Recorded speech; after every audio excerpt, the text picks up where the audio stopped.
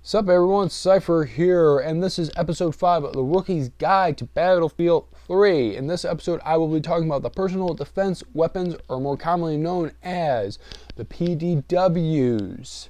Now, the PDWs are pretty much designed to be a close quarters type based gun system. And you're probably referring, oh, because you say close quarters, it must be like maybe an SMG or shotguns, right? Well, if you guessed that, you'd be correct. If not, well, you just found out. Right? Now, PDWs are designed as an all-kit gun system. You know, with the two types that they have. So basically, if I was messing around, say with recon, like I'm doing right here, and I'm not using my sniper, I'm not using a sniper rifle, I'm using one of the PDWs, that's perfectly fine. Same if I was to go on like assault or any other kits, I could use that instead of using a different gun. Now, definitely one of the cool features about them is, they're useful in being close quarter situations. So if I was running through Operation Metro or Grand Bazaar with a PDW, I would have a better chance of fighting in those situations compared to, say, along the barrel like assault rifle or carbine. It definitely has to do the sniper rifle. Now, shotguns are a PDW. Same with SMGs. Okay? And I know I'm probably restating it, but sometimes it's better off to restate something than not to state it once. Now, with the SMGs are really designed to be definitely being close quarters, so they definitely will sell at close range. At the same time frame, they will do very well against medium range opponents. Alright, while shotguns are mainly designed to be close quarters. Like here, this was within range of close quarters. That was about maybe 5 to 10 meters range, somewhere around that ballpark. And the other point, yes, I took 2 shots because one, I was hip firing it, and also threw off to my side a little bit. So I wanted to definitely switch it up or deal with that situation really. Now, SMGs, personally, I like having optics on my SMGs because I feel like I have a better sight picture with them than not. With them. But some of the iron sights are pretty good on some of the guns, but not all of them. And I personally, like I like to have some kind of more clear picture sight to shoot my opponents with. And majority of the SMGs have extended mags, which of course, if you know what that means, is extending the mags, more capacity. That's very useful on some of them because the fact is, they don't really have much rounds in them. A few of the guns I definitely have a very low magazine count is the PP2000, the UMP45, and the MP7, which is a co-op gun that you unlock. Which the MP7 is pretty darn good. I mean, it is good. The PP2000, pretty good in its own way for itself. Its rate of fire is kind of crazy, and especially low round ammunition makes it kind of doesn't stand up so well. The UMP45, just like it's been in other games I played with, looks like kind of like an assault rifle, kind of sort of, but yeah, designed for close range. But there are 2 guns that do have exceptional magazine counts, and that is the P90 and the PP19, which is an assignment gun that you unlock by completing requirements to what you need for the map pack states. Like I know you get like things like an hour or 2 on a certain map and so many kills or certain stuff, and then you get unlocked. And it's a pretty darn good SMG. What are you trying to do? Bounce up and down like a bunny? Well, I guess the bunny got shot by the shotgun. No pun intended, even if you are hunters out there and you know what I'm talking about. Alright. Oh yeah, the SMG is pretty good. Now, I definitely like the PP19 and the P90. They are freaking awesome. Due to the fact that they have like a 55 round clip. That's pretty good. The problem is, yeah, you have the higher magazine counties, you might have a higher rate of fire, which in turn gets the recoil. Now, a lot of the guns out there are having definitely questionable recoil now because of the patch update that came out. But honestly, you just adapt to it and you actually can get pretty good at it with SMGs. So, Of course, like I said, you know, you want to have your stepping stem mags on anyway. Yeah.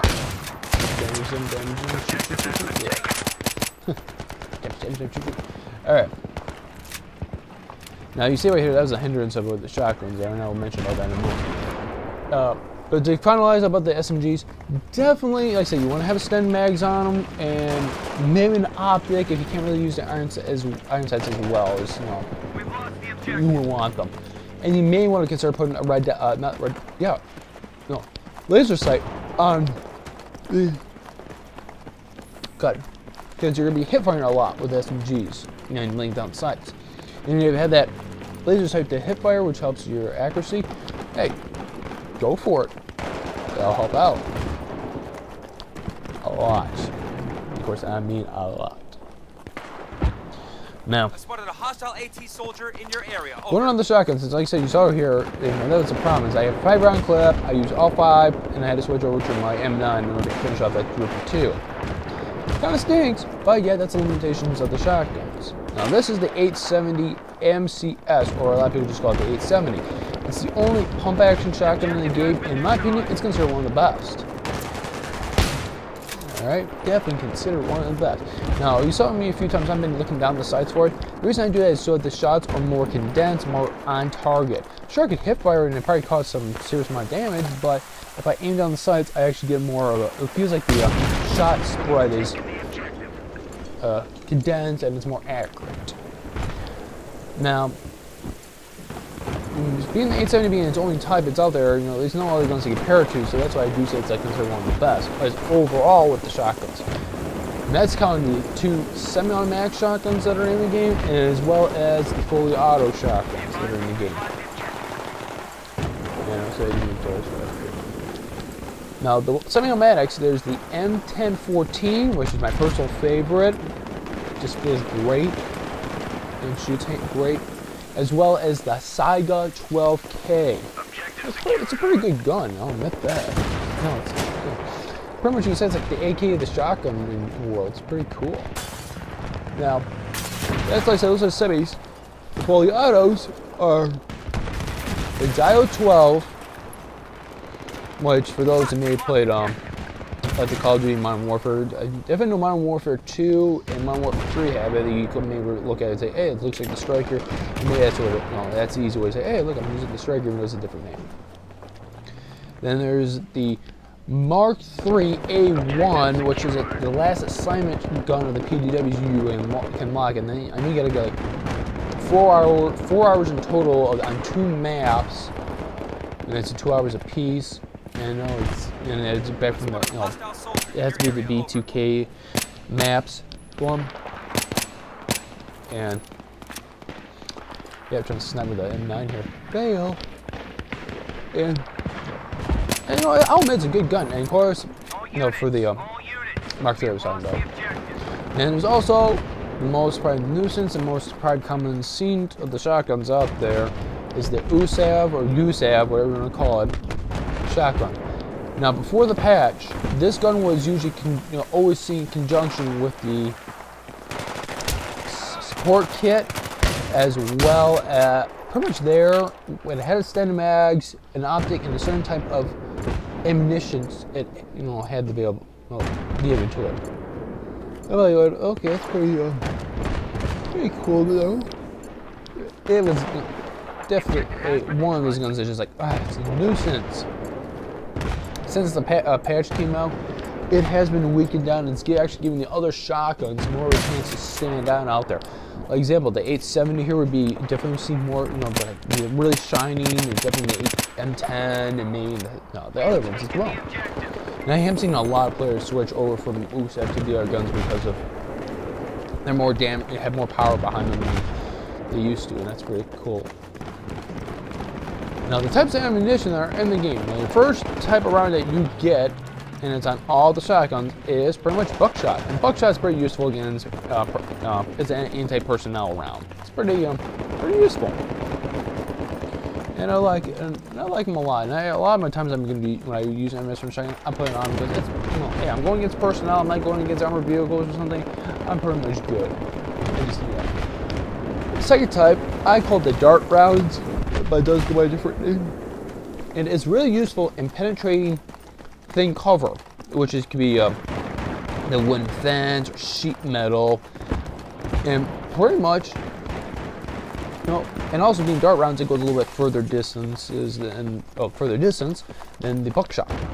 So it gets you a little farther with that type of round than say with buckshot. But personal opinion, you know, on that, it's like I use both, and it worked great for me. And usually I'm not going to shoot through cover, so basically if I see it in the open and it's a little further distance, I'm going to have that chance with better chance of hitting my opponent with dart rounds than buckshot. Another one, third, depending on what order you get it in, because each shotgun has a different lineup stuff, is slug rounds. Slug rounds, for those who don't know what it is, it's pretty much a solid piece of lead being flying out at a person. It's pretty much just like a big rifle round going off at a person. It's designed to go the distance. Really, it does go distance. And I know for the shotguns, especially here on the 870, you got something called the 8 times powered rifle scope. You put on that with the slug round, and basically you're just gonna go. You can shoot headshot people with this round. It's pretty good. Unfortunately, it does feel like close quarters situations, unless somehow you get that lucky shot really quick at your opponent. And just design. For that kind of something, if you're getting distance over there. Okay, buddy. Oh, it's like, like that one guy, he just like flies backward, and it's like, ugh, get nailed. Campers, so easily taken out with the shotgun. So easy. Of course. Yeah, it's shotgun. People are sometimes the biggest campers in the world. Go figure. And then last but not least, it's the frag round. The frag round before the patch was considered one of the most best rounds to use. Lately, and since the patch, it's not really. And if you look at the description for the frag round, it says it's designed to be a suppression round. Round. That means just a suppress your opponents, not kill them. But yeah, you can kill with them, but the problem is it's pretty much you're shooting like mini grenades at your opponent. You get splash damage, and you can possibly kill your own self with it. And that's kind of like kill myself with the same round, or use something that actually will kill my opponents, and yet I would just die by their hands, and I'll kill myself like a dummy. Well, I'm gonna go with the buckshot or the dart rounds over. So, yeah. Now for shotguns, I personally don't recommend putting the optics on, but yeah, you can put them on if you want a little more better sight pictures, and definitely 100% put extend mags on your shotguns as soon as you get them. It's recommended. Like the 870 goes from 5 rounds to 7 rounds. That's definitely a plus. Same goes with the M10 and a few other guns as well. I'm going, yep, I can hold my own now. So as with the PDWs, mix and match them, test them out. Now, I will be doing a vehicle guide for like tanks and other vehicles down the road. So until then, see you on the battlefield, and keep your eyes on the prize.